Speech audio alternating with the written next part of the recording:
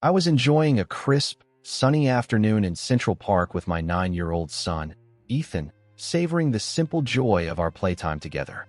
The laughter of children and the gentle rustling of leaves created an almost surreal backdrop, momentarily blurring the relentless pace of my high-stakes world. In these fleeting moments, the complexities of my multi-billionaire life and the heavy burdens of loss seemed to fade into insignificance. The autumn air carried the scent of fallen leaves and roasted chestnuts from a nearby vendor. New York City buzzed around us, but here, in this little haven of green, it felt like we existed in our own bubble of time. I watched as Ethan tossed breadcrumbs to eager ducks waddling near the pond's edge, his face lit with pure delight. "Dad, look how fast they eat," he called over his shoulder, his small hand clutching the paper bag of crumbs I'd bought from an elderly man who'd been selling them at the park entrance for as long as I could remember. "They're probably telling all their duck friends about the generous boy with the never-ending supply of bread," I replied, treasuring his giggle in response. Days like these were precious to me. Running Blackwood Enterprises consumed most of my waking hours, board meetings, international calls at odd hours, and the constant pressure of maintaining the company my grandfather had built from nothing. I'd inherited his business acumen and work ethic, but also his tendency to let work consume everything else. After Catherine died, I'd nearly let it swallow me whole, until I looked at Ethan one morning and saw how much he needed me. Not just my presence, but my attention. Since then, I'd carved out these weekend afternoons, sacred time that my assistant, Margaret, knew to guard with her life. No calls, no emails, no emergencies unless the building was literally on fire. Just me and my son, rediscovering the simple pleasures that money couldn't buy. As Ethan ran around with infectious energy, I felt a deep, paternal love welling up inside me. His carefree spirit reminded me of the vibrant life we once shared as a family. Every smile he offered was a gentle reminder of the love that had built our little universe. Even after Catherine's untimely departure 3 years ago, the memory of her still caught me off guard sometimes. I'd find myself turning to tell her something about my day, only to remember she wasn't there. Or I'd catch a whiff of someone wearing her favorite perfume, Chanel No. 5, on the street and feel my heart constrict. But the sharpest memories were always reflected in Ethan's eyes, Catherine's eyes, with the same emerald green that seemed to change intensity with his mood. "Can we get ice cream, Dad?" Ethan asked, pointing toward a cart near the boathouse. The vendor was doing a brisk business despite the autumn chill. "After all that running, you're not even a little tired," I teased, knowing full well I'd give in. Catherine had always joked that I was a pushover when it came to Ethan, and she wasn't wrong. "I'm never tired for ice cream," he declared with the solemn certainty only a child could muster. I laughed and nodded, taking his smaller hand in mine as we navigated the winding paths. Weekend crowds filled the park, couples on blankets, tourists snapping photos of squirrels, nannies pushing strollers, and street performers drawing circles of spectators. A saxophonist played a soulful rendition of Autumn in New York near the Bethesda fountain, the notes floating on the breeze. After getting our ice cream, chocolate for him, coffee for me, we found a bench near the playground. Ethan's legs swung back and forth, not quite reaching the ground, as he detailed his plans to build the world's largest treehouse in our Hampton Estates old oak tree. "And it needs a zip line," he insisted, chocolate smeared at the corner of his mouth. "And maybe a helicopter pad." "A helicopter pad, huh? Thinking of commuting to 3rd grade?" I asked, wiping his face with a napkin. "No, for emergencies," he explained patiently, as though I should have realized this myself. "Like if we run out of cookies." I was about to respond when something caught his attention over my shoulder. His ice cream cone froze halfway to his mouth, his eyes widening with a look I couldn't quite place. "Dad," he said, his voice suddenly dropping to an odd whisper. "Dad, look. That girl looks exactly like Mom." The cone in my hand tilted, a drop of coffee ice cream landing unnoticed on my $500 loafers. I followed his gaze across the playground, my heart suddenly hammering against my ribs. Through the crowds of playing children and chatting parents, I saw her, a young woman, maybe in her early 20s, sitting on a bench with a book open in her lap. Her hair was the same rich auburn as Catherine's had been, falling in loose waves around her shoulders. Even from this distance, There was something in the tilt of her head, the way she tucked a strand of hair behind her ear, that was so hauntingly familiar it stole my breath. "Do you see her, Dad?" Ethan tugged at my sleeve, his voice urgent. "She looks just like the pictures in your room." I couldn't answer. My throat had closed up, memories flooding through the carefully constructed dam I'd built around my grief. In that moment, the past and the present collided, setting off a chain of emotions I wasn't prepared to confront. "Dad," Ethan's voice seemed to come from far away. The logical part of my brain tried to assert itself. It couldn't be Catherine. Catherine was gone, taken by an aneurysm that had struck without warning one ordinary Tuesday evening. Catherine had been buried in the family plot in Boston, with white lilies and a string quartet playing the Debussy she'd loved. Catherine wasn't sitting on a park bench on an autumn Saturday, reading a book while my son and I ate ice cream. But logic was drowning under a wave of irrational hope that crashed over me with stunning force. My heart skipped a beat as I looked up, curiosity and dread intertwining in a complex web of emotions. For an instant, I was transported back to the days filled with Catherine's laughter and gentle warmth. I remembered the way she would light up any room, her presence a soothing balm for my weary soul. That memory, so vivid and potent, overwhelmed me in the midst of the park's lively atmosphere. "Dad, did you hear me?" Ethan tugged at my sleeve again, his ice cream forgotten and dripping slowly down the cone onto his fingers. "Yes, buddy, I heard you." My voice sounded strange even to my own ears, hollow and distant. I couldn't tear my eyes away from the young woman. The resemblance was uncanny, almost supernatural. She had Catherine's delicate profile, the slight upturn at the end of her nose that I used to trace with my finger in the quiet moments before sleep. She even had Catherine's habit of absently toying with the necklace at her throat while she read. A group of rollerbladers passed between us, momentarily blocking my view. I had the sudden, irrational fear that when they passed, she would be gone, a mirage conjured by my grief-stricken mind. But when they moved on, she was still there, turning a page in her book, completely unaware of the emotional earthquake she had triggered in me. "Can we go talk to her?" Ethan asked, his voice hushed with something like reverence. The question snapped me back to reality. What would I even say? "Excuse me, miss, but you look exactly like my dead wife." The absurdity of the situation struck me, and I felt a hysterical laugh bubbling up in my throat, which I quickly suppressed. "No, Ethan, we can't." I tried to make my voice gentle but firm. That would be intruding on her privacy. She's just trying to enjoy her book. But even as I said it, I couldn't help but wonder. The statistical unlikelihood of someone looking so much like Catherine, not just her features, but her mannerisms, was staggering. My analytical mind, the same one that had built Blackwood Enterprises into a global powerhouse, started calculating possibilities. A distant relative we didn't know about? A doppelganger phenomenon? "But Dad, what if?" Ethan started, his eyes bright with a dangerous hope that I recognized all too well. It was the same hope I'd seen in my own reflection countless times in the months after Catherine died, before reality firmly reasserted itself. "It's not her, Ethan," I said, perhaps more sharply than I intended. The hurt look that flashed across his face made me immediately regret my tone. I softened my voice. "I know it's amazing how much she looks like Mom, but it's just a coincidence." Standing there, amidst the distant shouts of children and the whisper of the wind, I felt an unsettling paralysis. It was as if time had slowed down just for me, forcing every cherished memory to resurface in a tidal wave of bittersweet nostalgia. The girl my son pointed at wasn't just a stranger. She was the echo of my lost love, a ghost from a past I thought I had sealed away. Memories flooded back, Catherine and I walking through this very park on our third date, Catherine pregnant with Ethan feeding these same ducks, Catherine teaching a toddling Ethan to feed these same ducks breadcrumbs while I recorded it all on my phone. The phone that still held thousands of pictures and videos I couldn't bring myself to look at, but couldn't bear to delete. "Your ice cream's melting," I said to Ethan, desperate to focus on something mundane, something that would anchor me to the present. He looked down at his hand, now sticky with chocolate, but made no move to lick it or ask for a napkin. His attention was still fixed on the auburn-haired woman. "She has Mom's book," he said quietly, and my breath caught again. I looked closer and realized he was right.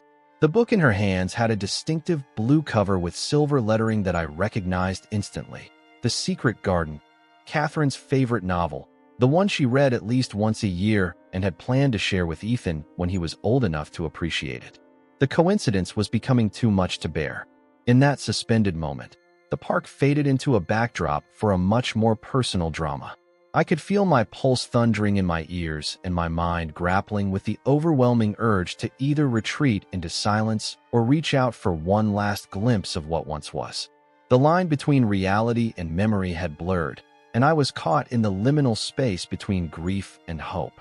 A jogger ran past us, his music audible through his headphones. It was "Dream a Little Dream of Me," the song Catherine and I had danced to at our wedding. The universe seemed to be conspiring to reopen wounds I thought had begun to heal. "Dad," Ethan said, his voice suddenly taking on a tone of certainty that belied his 9 years. "I think we should say hello." Before I could stop him, he had darted away, weaving through the crowd toward the bench where the woman sat. Panic seized me, both at the thought of him approaching a stranger and at the prospect of confronting this living ghost. "Ethan," I called after him, but my voice was lost in the ambient noise of the park. I started after him, my legs finally breaking free from their paralysis. By the time I caught up, Ethan was already standing in front of the woman, who had looked up from her book with a startled but not unfriendly expression. Up close, the resemblance was even more striking, though I could now see the differences too. She was younger than Catherine had been, with a small beauty mark near her mouth that Catherine hadn't had, and her eyes, though similar in shape, were a warm brown instead of Catherine's green. "Hi," Ethan was saying as I approached, slightly breathless. "I'm Ethan. You look just like my mom." I winced at his directness, but the woman's face softened into a smile that was achingly familiar. "I'm James Blackwood," I said, placing a protective hand on Ethan's shoulder. "I'm sorry about my son. He doesn't usually approach strangers."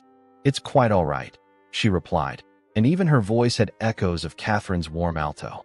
"I'm Sarah Winters. You have my mom's favorite book," Ethan pointed out, gesturing to the novel still open in her lap. Sarah glanced down at The Secret Garden, and her smile widened. "It's my favorite too. My grandmother gave it to me when I was about your age. My mom was going to read it to me when I got older," Ethan said, a trace of sadness creeping into his voice. "But she died." I felt a pang of grief at his matter-of-fact statement. Children had a way of cutting straight to the heart of things, without the protective layers of euphemism adults use to shield themselves. "I'm so sorry," Sarah said, and her eyes met mine with genuine sympathy. There was something in her gaze, a depth, an understanding, that stirred something in me beyond the initial shock of her resemblance to Catherine. It was 3 years ago, I found myself saying, though I hadn't intended to share anything personal with this stranger. "An aneurysm. It was unexpected." Sarah nodded, closing her book. "My father passed the same way when I was 15. It turns your world upside down, doesn't it? The suddenness of it. The coincidence struck me again, not just her appearance, but this shared experience. I felt a strange connection forming, like finding an echo in a canyon you didn't know existed. "Would you like to join us for a walk?" The words were out of my mouth before I could consider them, surprising even myself. We were just about to explore the ramble. Ethan looked up at me with undisguised delight and something like pride, as if he'd orchestrated this entire encounter. Perhaps, in his innocent way, he had. Sarah hesitated for a moment, then nodded. "I'd like that," she said, slipping her book into a worn leather messenger bag. Time seemed to slow to a crawl as we walked through the winding paths of the ramble. The dappled light filtered through the canopy of trees, creating shifting patterns on the ground beneath our feet. Ethan skipped ahead, occasionally turning back to make sure we were following, his face alight with an excitement I hadn't seen in years. "He's a wonderful boy," Sarah remarked, watching him with a gentle smile. "You've done well with him." "I'm trying," I admitted, surprised by my own candor. "Some days are better than others. That's parenting, isn't it? Or so I'm told." She laughed, a melodic sound that sent another jolt of recognition through me. "I teach 3rd grade, so I get to practice on 25 children and then send them home at the end of the day." "You're a teacher?" I asked, grateful for the distraction from my own tumultuous thoughts. She nodded. "At PS 87, just a few blocks from here. It's why I come to this park so often. It's my sanctuary after a week of multiplication tables and spelling tests. My breath caught in my throat as another coincidence revealed itself. Catherine, my wife, she volunteered at PS 87, reading program for first graders. Sarah's eyes widened slightly. Really? When was this? About 5 years ago, before Ethan started school. She shook her head in wonder. I've only been there 3 years. We must have just missed each other. Just missed each other. The phrase hung in the air between us, laden with meaning beyond this immediate conversation. How many near misses shaped a life? What if Catherine had lived just a year longer? What if Sarah had started teaching at PS 87 earlier? The web of what-ifs threatened to entangle me in a paralyzing mesh of possibilities and regrets. Ethan called out to us from ahead, pointing excitedly at a red-tailed hawk perched majestically on a nearby branch. We hurried to join him. Our conversation momentarily paused as we all admired the bird of prey. I watched as Sarah gently explained to Ethan about the hawk's hunting habits and its role in the park's ecosystem, her hands moving expressively as she spoke. Catherine had talked with her hands too. In that moment of paralyzing stillness, I couldn't help but reflect on the cruel twists of fate. The sight of someone bearing such an uncanny resemblance to my late wife forced a confrontation with my deepest vulnerabilities. I felt a surge of conflicting emotions, heartbreak, longing, and a desperate hope that perhaps fate had given me another chance to feel her presence, even if only fleetingly. Mr. Blackwood, are you all right? Sarah's voice broke through my reverie, concern etched on her features. James, please, I said automatically. And yes, I'm fine. Just memories. I didn't elaborate, but the understanding in her eyes told me I didn't need to.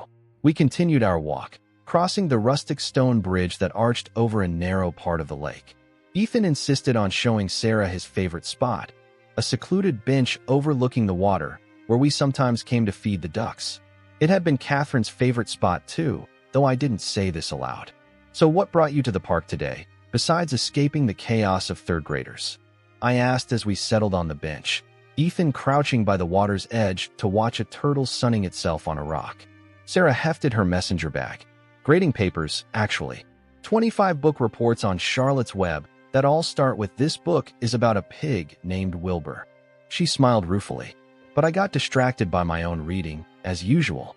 The secret garden has that effect, I acknowledged. Catherine used to disappear into it for hours. She said it was like visiting old friends. That's exactly it, Sarah agreed, her face lighting up. When Mary finds the key to the garden, I still get goosebumps, even though I know exactly what's going to happen. Even as I sat there, engaged in this unexpectedly pleasant conversation, a storm of thoughts raced through my mind. Was it really happening, or merely a figment of my imagination fueled by grief and the inexplicable magic of memory? The park around me continued its symphony of life, indifferent to the personal drama unfolding within my heart. Part of me wondered if I was betraying Catherine by enjoying Sarah's company. Another part argued that Catherine would have been the first to tell me to live again, to find joy where I could. She had made me promise, in those final coherent moments in the hospital, to make sure Ethan grew up knowing laughter and love, not just loss. Penny for your thoughts? Sarah said softly, breaking into my internal debate. I hesitated, then decided on honesty. I was just thinking how strange life is. If Ethan hadn't spotted you. The universe works in mysterious ways, she offered. Do you believe that? In fate, or destiny, or whatever you want to call it? She considered the question seriously before answering. I believe in patterns, in connections that we might not see at first glance. My grandmother, the one who gave me the book, she used to say that there are no coincidences, only convergences. Convergences, I repeated, testing the word. I like that. Ethan rejoined us, reporting excitedly about the turtle and a family of ducks he'd discovered. His enthusiasm was infectious, and soon we were all laughing as he acted out the mother duck's attempts to keep her ducklings in line. As the afternoon wore on, I found myself relaxing in Sarah's company. The initial shock of her resemblance to Catherine remained, but it no longer felt like a knife twist in my heart. Instead, it had mellowed into something more complex, a bittersweet recognition that beauty could emerge from the ashes of loss, if one was open to it.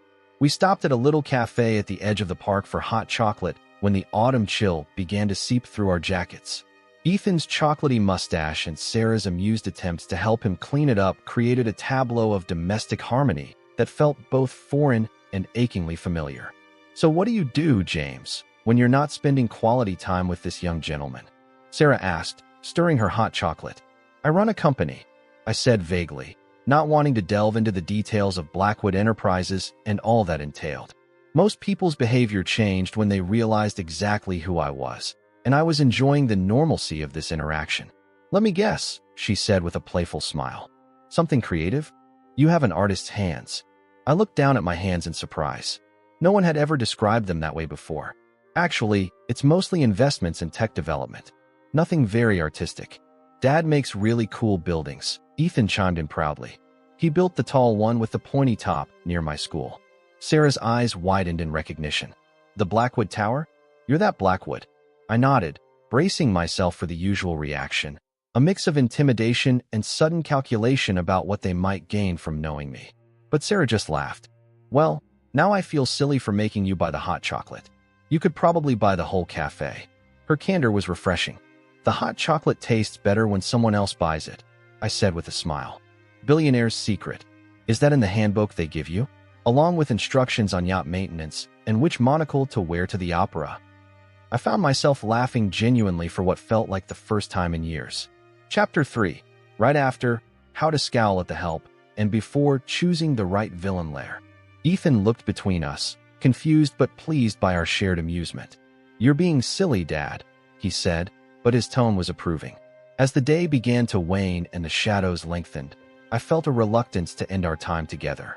The paralysis I had experienced earlier had transformed into something else entirely, a desire to extend this unexpected moment of connection. "We should probably head home soon," I said regretfully, checking my watch.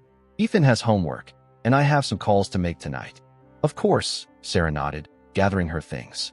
"I should get back to those book reports anyway. This book is about a pig named Wilbur isn't going to grade itself." "Can we see Miss Sarah again, Dad?" Ethan asked, a hopeful note in his voice that tugged at my heart. I realized that he had been starved for this kind of female attention, the gentle, maternal interaction that I, for all my efforts, couldn't provide. I looked at Sarah questioningly, leaving the decision in her hands. "That depends on Miss Sarah," I said carefully. She hesitated, and for a moment I thought she would refuse. Then she smiled, that warm, genuine smile that had first caught my attention. "I'd like that," she said, and pulled out a pen from her bag. She scribbled on a napkin and handed it to me. "My number. Maybe we could meet here next Saturday? Same time." I felt a warmth spreading through me that had nothing to do with the hot chocolate. "We'd like that very much," I said, and Ethan nodded vigorously in agreement. As we parted ways at the park entrance, Sarah kneeling down to accept a goodbye hug from Ethan, I was struck by how different this day had turned out from what I had expected. What had begun as a routine father-son outing had transformed into something potentially life-changing. Walking home with Ethan's small hand in mine, listening to him chatter excitedly about our new friend, I felt a sense of possibility that had been absent from my life for too long. The paralysis of grief had given way to the first tentative steps towards something new. "I like her, Dad," Ethan said as we waited at a crosswalk, the Manhattan traffic rushing past us. "She laughs like Mom did." "Yes," I agreed softly, the lump in my throat making it difficult to say more. "Yes, she does." The city lights began to twinkle as dusk settled over New York, each one a small beacon of hope in the gathering darkness. For the first time in 3 years, I allowed myself to imagine a future not defined solely by what I had lost, but by what might still be found. My mind spun with memories of shared laughter, secret glances, and whispered promises that now seemed as distant as the stars. The week following our chance encounter with Sarah passed in a blur of meetings and conference calls, but my thoughts kept drifting back to that afternoon in the park. I found myself standing at the window of my penthouse office on the 60th floor of Blackwood Tower, gazing out at the Manhattan skyline without really seeing it. The financial district sprawled below me, a testament to human ambition and drive. I had built much of this, acquired properties, funded developments, transformed the very face of the city. Yet none of it filled the void Catherine's passing had left. "Mr. Blackwood?" Margaret's voice came through the intercom. The Tokyo team is waiting on the conference call. I blinked, pulling myself back to the present. Give me 2 minutes, I replied, straightening my tie and gathering the scattered papers on my desk. The meeting dragged on longer than necessary, discussions of market shares and quarterly projections blending into a monotonous drone. Once, such details would have commanded my full attention. Now they seemed trivial compared to the turmoil in my personal life. Dad, Ethan's voice called from the doorway of my home office later that evening. I looked up from my laptop to see him in his pajamas, Captain America shield clutched to his chest. Can you read me a story? I glanced at my watch. Nearly 9, an hour past his bedtime. Mrs. Collins, our housekeeper, appeared behind him with an apologetic look. He insisted on waiting up for you, Mr. Blackwood, she explained. Said he had important things to discuss. It's all right, Mrs. Collins. I'll take it from here. I closed my laptop and held out a hand to Ethan. What's this important business, buddy? Once Mrs. Collins had retreated, Ethan climbed onto my lap, something he hadn't done in months. He seemed suddenly smaller, more vulnerable. Are we still going to meet Miss Sarah tomorrow? He asked, his eyes wide with anticipation. I'd almost forgotten our arrangement to meet at the park again. The realization sent a jolt of both anxiety and anticipation through me. Yes, if you still want to, I said carefully. I do, he nodded solemnly. She makes you smile like you used to. Before Mom went to heaven. His simple observation struck me with unexpected force. Had I been so transparent? Or was it just that Ethan, with a child's uncanny perception, had seen what I hadn't fully acknowledged to myself? You liked her too, didn't you? I asked, ruffling his hair. She knew about the Hawks, and she didn't mind when I got chocolate on her book. He looked up at me, his expression suddenly serious beyond his years. Mom would like her too, I think. I swallowed hard. What makes you say that? Because Mom always said we should be friends with kind people. And Miss Sarah is kind. His logic was both childish and profound. Later, after reading him 2 chapters of Harry Potter and tucking him in, I retreated to my own bedroom. The spacious master suite felt cavernous without Catherine. I'd kept it largely unchanged since her death. Her vanity still displayed her collection of perfume bottles. Her worn copy of Jane Austen's Persuasion still rested on her nightstand. I recalled the way her eyes would sparkle when she laughed, the gentle touch of her hand, and the myriad moments that made every day with her a treasure. In that moment, every detail of her beauty and kindness was etched in my mind with painful clarity. Our first date had been at a tiny Italian restaurant in the village, a place so inconspicuous I'd nearly walked past it. Catherine, then a curator at the Metropolitan Museum of Art, had chosen it. The best places are always hidden, she'd said with that impish smile that had immediately captivated me. I'd been intimidated by her at first, not by her beauty, though she had plenty of that, but by her intellect. She spoke 4 languages, could discuss Renaissance art and quantum physics with equal passion, and had a memory for poetry that put my business-focused mind to shame. You're like a library with legs, I'd teased her once. And you're like a calculator with a particularly nice suit, she'd retorted, her eyes dancing with mischief. I smiled at the memory, pulling open the drawer of my nightstand. Inside lay a small velvet box that I hadn't looked at in years. I opened it slowly, revealing Catherine's engagement ring. The emerald surrounded by tiny diamonds glittered under the bedside lamp, almost accusingly. Would it really be such a betrayal to feel again? To allow Ethan and myself the warmth of new connections? I began to wonder if the universe was playing a cruel trick on me. Was this encounter a sign, or simply a coincidence that invoked memories too raw to handle? The idea both tormented and comforted me. In the silent dialogue between my heart and my mind, I wrestled with the possibility of a miraculous second chance or a final farewell to the love I had lost. Saturday dawned bright and clear, a perfect autumn day. Ethan was up before 7, already dressed and vibrating with excitement. Slow down, buddy. I laughed as he tried to pull me toward the door immediately after breakfast. We're not meeting Sarah until 11. But we need to get flowers, he insisted with the determination of a general planning a military campaign. Mrs. Collins says you should always bring flowers when you visit a lady. His earnestness touched me. Sarah isn't exactly expecting us at her home, I explained gently. We're meeting at the park, remember? So, he crossed his arms, looking remarkably like Catherine when she'd made up her mind about something. She's still a lady. I couldn't argue with that logic.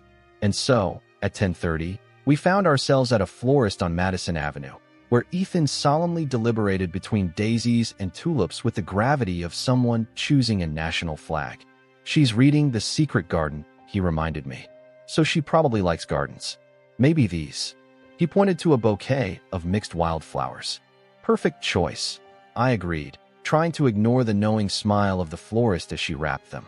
We arrived at the park precisely at 11, making our way to the agreed-upon bench. Sarah wasn't there yet, and I felt an irrational surge of panic. What if she'd changed her mind? What if yesterday's connection had been one-sided? "She'll come," Ethan said confidently, settling onto the bench with his bouquet clutched carefully in both hands. And she did, appearing around the bend in the path 5 minutes later. She wore jeans and a green sweater that brought out flecks of amber in her brown eyes. Her hair was pulled back in a simple ponytail, and she carried the same worn messenger bag. "You came," I said, unable to keep the relief from my voice. Her smile was warm. "I promised, didn't I? I never break a promise to a student, and I count Ethan as an honorary one after his excellent hawk identification skills." Ethan beamed, then thrust the bouquet toward her with sudden shyness. "These are for you," he mumbled, looking at his shoes. Sarah's expression softened as she accepted them. "They're beautiful, Ethan." "Thank you." She bent to hug him, and over his shoulder, her eyes met mine with a warmth that made my heart stumble over its rhythm. "James chose them too," Ethan added helpfully. "Then thank you as well, James," she said, straightening up. "No one has given me flowers in a very long time." Even as I grappled with these thoughts, the little girl in the distance moved with an air of quiet dignity. Her presence, innocent yet hauntingly familiar, stirred emotions I had long kept locked away. I felt both the warmth of a long-lost love and the sharp sting of grief, each emotion intertwining in a way that defied simple explanation. We spent the morning wandering through the park, stopping to watch a chess tournament, listening to a string quartet playing near the Bethesda fountain, and finally settling on a blanket I'd brought for a picnic lunch. Mrs. Collins had packed a veritable feast: gourmet sandwiches, fresh fruit, homemade cookies that Ethan proudly announced he'd helped bake. "You've gone to a lot of trouble," Sarah observed as she accepted a glass of sparkling cider. "Ethan insisted," I said, though in truth I'd been the one to ask Mrs. Collins for something special. "Well, I'm honored," she replied, her smile genuine. As we ate, conversation flowed easily between us. Sarah told stories of her most memorable students, her eyes lighting up when she described helping a struggling reader finally grasp phonics. Ethan peppered her with questions about school, hawks, and whether she knew how to make paper airplanes. She did, impressively well. I found myself studying her as she laughed at Ethan's jokes, noting the differences between her and Catherine as much as the similarities. Where Catherine had been reserved until you knew her well, Sarah seemed naturally open. Catherine had gesticulated dramatically when excited. Sarah's hands moved with a dancer's grace. Catherine had loved classical music. Sarah mentioned a passion for jazz. They were different women, I realized. The resemblance that had so struck me initially was there, but it didn't define Sarah. She was her own person, with her own story, her own light. The realization brought both relief and a strange sense of loss, as if I were saying goodbye to Catherine all over again. But this time, the farewell felt more like a benediction than an amputation. The initial shock gradually gave way to a deep, introspective realization. As autumn deepened into winter, our Saturday meetings with Sarah became a fixture in our lives. Sometimes we would explore different parts of the city, the Natural History Museum when the weather turned too cold for the park, a holiday, market at Union Square, ice skating at Rockefeller Center where Ethan clung to Sarah's hands as she guided him across the ice with surprising skill. "I grew up in Minnesota," she explained when I commented on her graceful movements. "You either learn to skate or you don't leave the house for 5 months of the year." It was mid-December when Ethan, breathless with excitement, asked if Sarah could come to his school holiday concert. "He has a solo in Frosty the Snowman," I told her as we sat in a cafe after another skating session. Ethan had gone to inspect the pastry case, debating between chocolate cake and a cinnamon roll. "I'd love to," Sarah said, her cheeks still flushed from the cold. "But are you sure? Won't people talk? The billionaire, his son, and the schoolteacher?" I hadn't considered how our friendship might look to outsiders. The New York Society pages had largely left me alone after an initial flurry of sympathetic pieces following Catherine's death. Occasionally, there would be speculation about whether I was dating this socialite or that actress, but my lack of public appearances had eventually made me boring copy. Let them talk, I said with more bravado than I felt. The truth was, I hadn't fully sorted out my own feelings about Sarah, let alone how to present her to the world. You're Ethan's friend. And mine, I added, meeting her eyes. She held my gaze for a long moment, something unspoken passing between us. Friends, she repeated softly. Was there a question in her tone, or was I projecting my own uncertainty? The moment was broken by Ethan's return, proudly bearing a plate with both chocolate cake and a cinnamon roll. I couldn't decide, he announced. So I got both. We can share. Sarah laughed, ruffling his hair. A diplomat in the making. Your father's negotiation skills are clearly genetic. The night of the concert arrived with a light snowfall that turned the city into a glittering wonderland. I had arranged for a car to pick Sarah up, despite her protests that the subway would be fine. In this weather? I'd argued. Besides, it's on the way. She was waiting outside her building in Brooklyn when we pulled up, a modest brownstone in Park Slope that she'd mentioned sharing with 2 other teachers. She wore a simple red dress and a black wool coat, her hair swept up in an elegant twist that exposed the graceful line of her neck.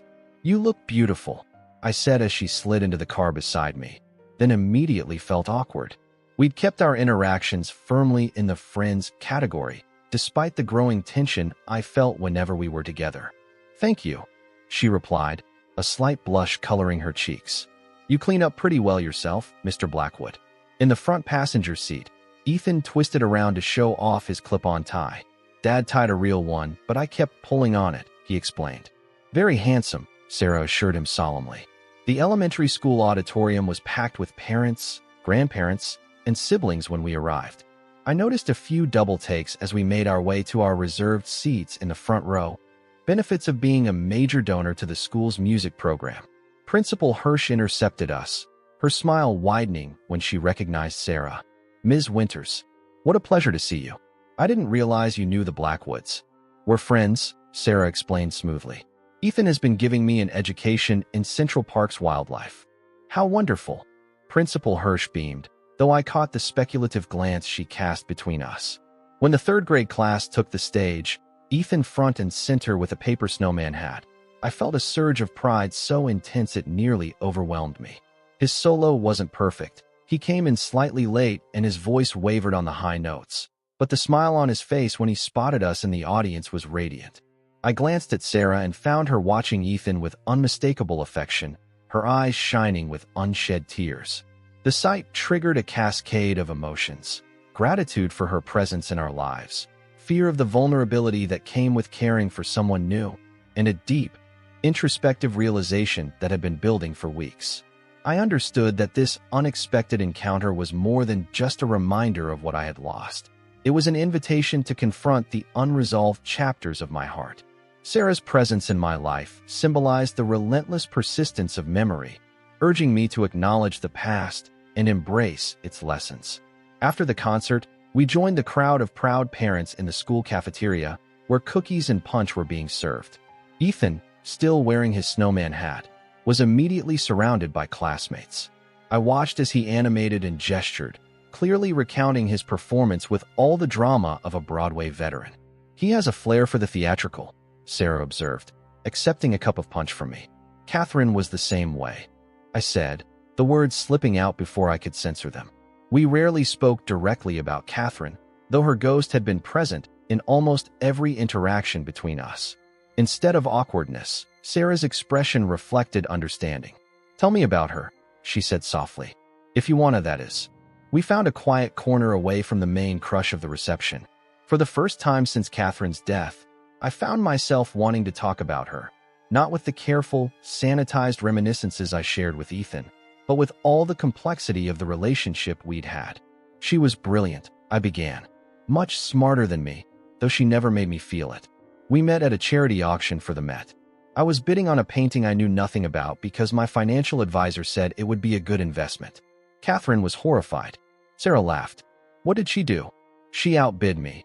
then lectured me for 10 minutes on the cultural significance of the piece and how it belonged in a museum, not a corporate office. I was so captivated I asked her to dinner on the spot. "Bold move," Sarah commented, her eyes warm. She turned me down flat. I admitted. Said she didn't date men who thought art was a commodity. It took 3 months of pursuing her before she agreed to coffee, and only then because I donated the price of the painting to the Met's education program. The memories flowed freely now, without the sharp edge of pain that usually accompanied them. I told Sarah about Catherine's passion for art education, her dream of making museums accessible to underprivileged children, her quirky habit of speaking Italian in her sleep. "She sounds remarkable," Sarah said when I finally paused. "I wish I could have known her. She would have liked you," I said, suddenly certain of it. "She always said I needed more teachers in my life to balance out all the corporate sharks." "Smart woman," Sarah agreed with a small smile. In that solitary moment, I recognized that denial would no longer serve as a refuge from my pain. The world around me demanded that I accept the unyielding truth of love and loss, that I honor the memories of my beloved wife, while also nurturing the budding hope for the future. The revelation was as clear as it was painful, a call to transform grief into a stepping stone toward healing. As if reading my thoughts, Sarah placed her hand gently on mine. "It's okay to keep loving her, you know. And it's also okay to make room for new beginnings." The simple wisdom of her words broke something open inside me, a dam I hadn't realized I'd built. I felt the sting of tears and blinked rapidly, aware of the public setting. "Sorry," I murmured, withdrawing my hand to straighten my tie unnecessarily. "Don't apologize for feeling," she said. "It's what makes us human." Before I could respond, Ethan bounded over, his face flushed with excitement and smeared with chocolate from the cookies he'd clearly been enjoying. "Dad, Miss Sarah, did you see me? Was I good?"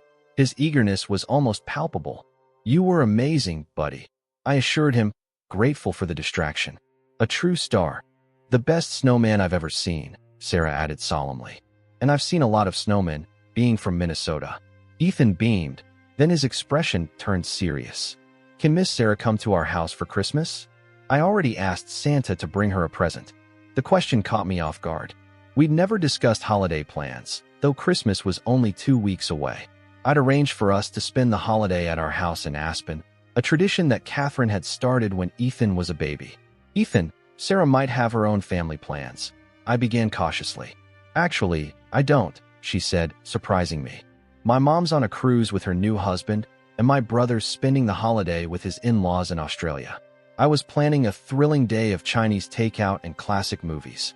"Then you have to come with us," Ethan insisted.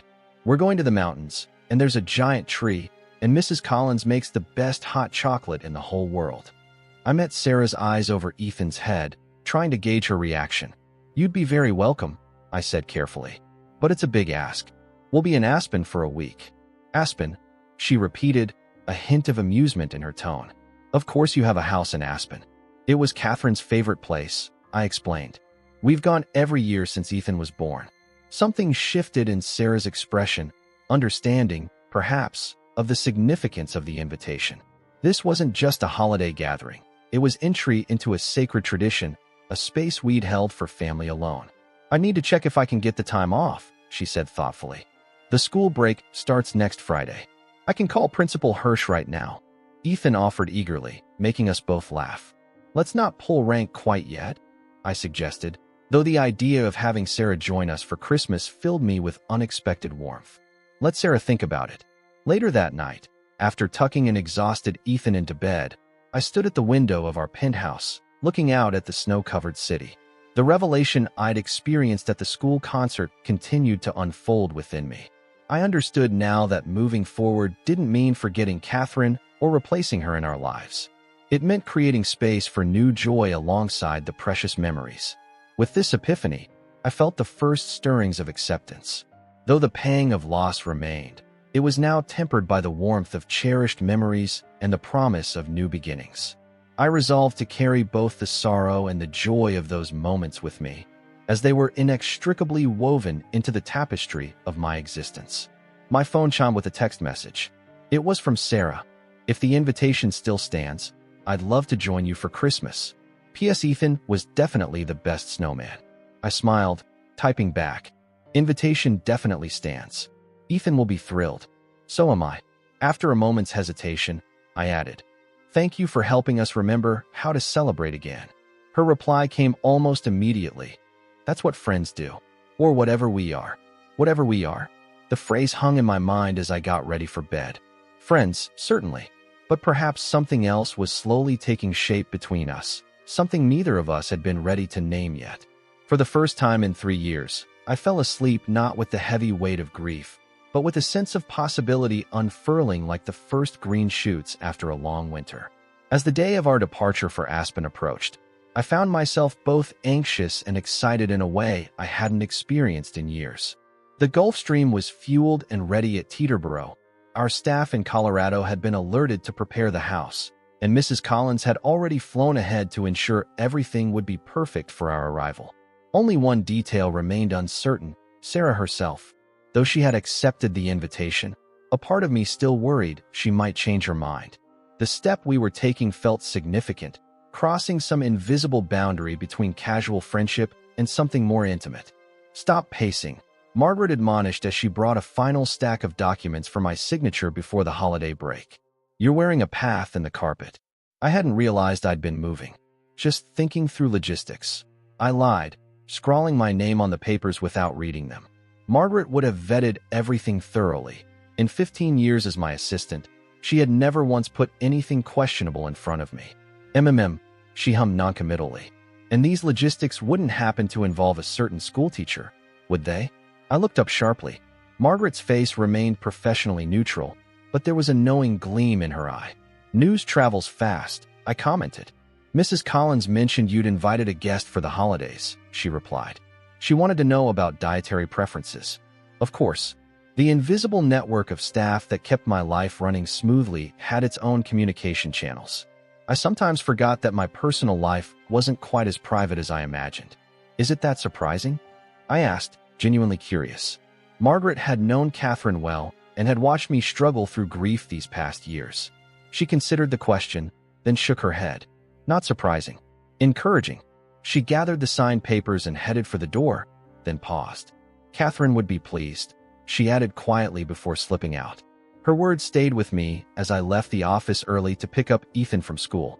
The teachers and students were in high spirits for the last day before break, the hallways festooned with paper snowflakes and hand-drawn menorahs.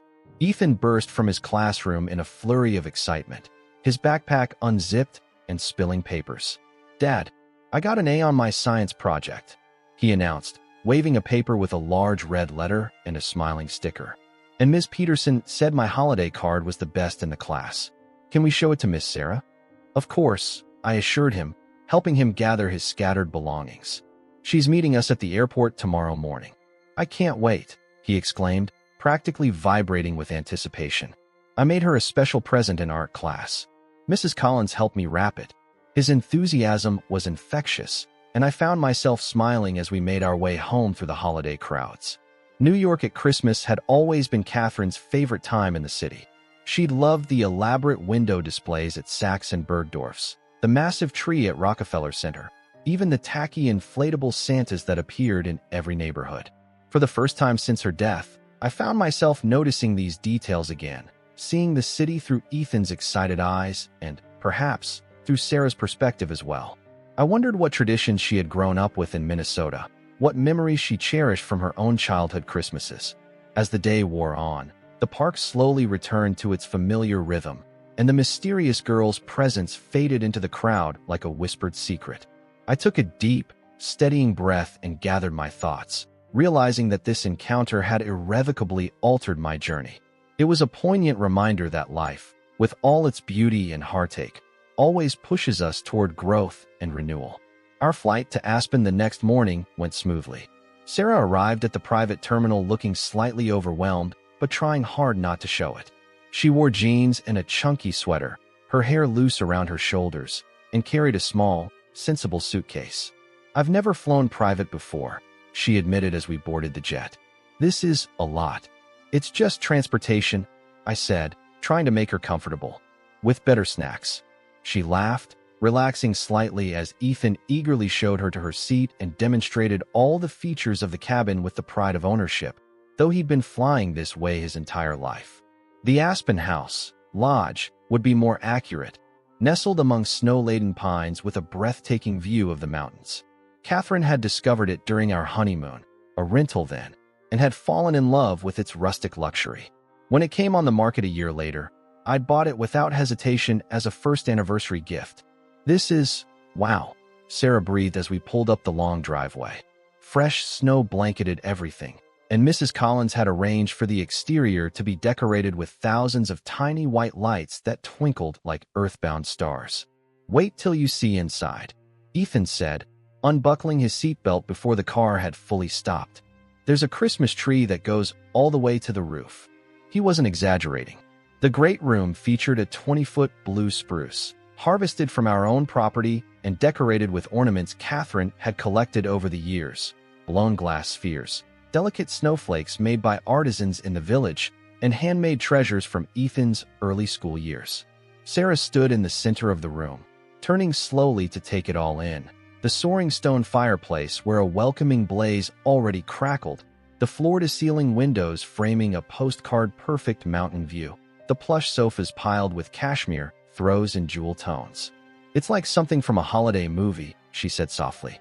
Too much? I asked, suddenly seeing the place through her eyes. Had I been insensitive to invite her into this world of obvious privilege? She shook her head. Not too much. Just different from how I usually spend Christmas.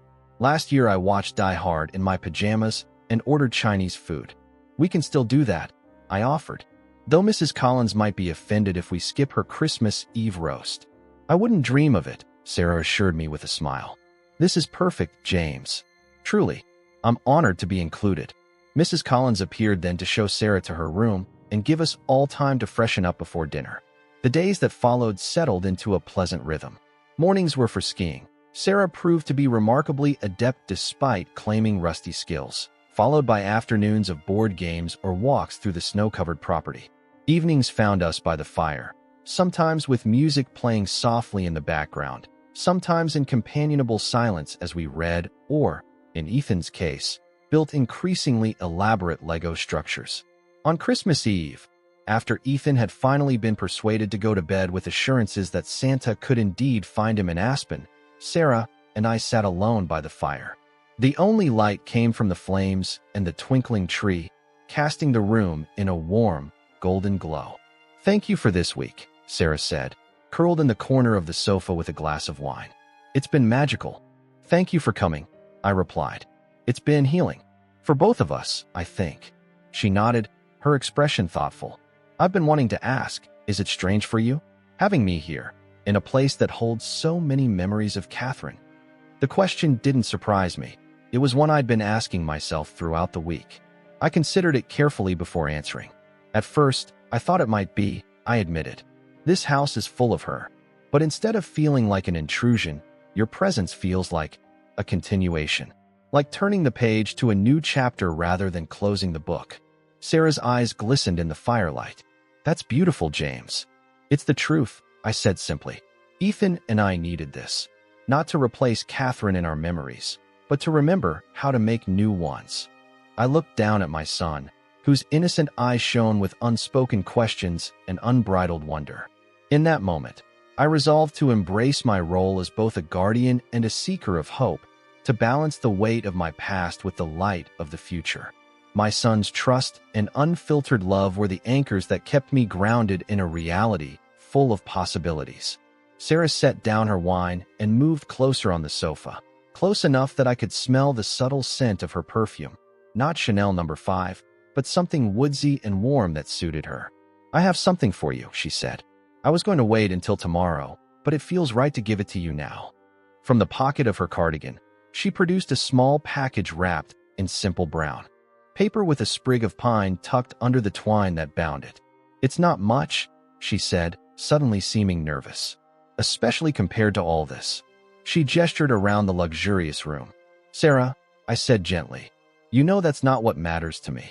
I unwrapped the package carefully to find a small leather-bound journal. Opening it, I discovered page after page filled with Sarah's neat handwriting. It's a storybook, she explained. For Ethan. I've been writing down all the stories he's told me about your adventures together, the ones from before I met you both. I thought it might be a way to preserve those memories for him. There are blank pages too, for new stories. The thoughtfulness of the gift touched me deeply. This is perfect, I said, my voice thick with emotion. Ethan will treasure it. So will I. There's something else, she said, reaching for the journal and turning to the inside cover. There, in her elegant script, was a quote. The best way to honor the past is to embrace the future with an open heart.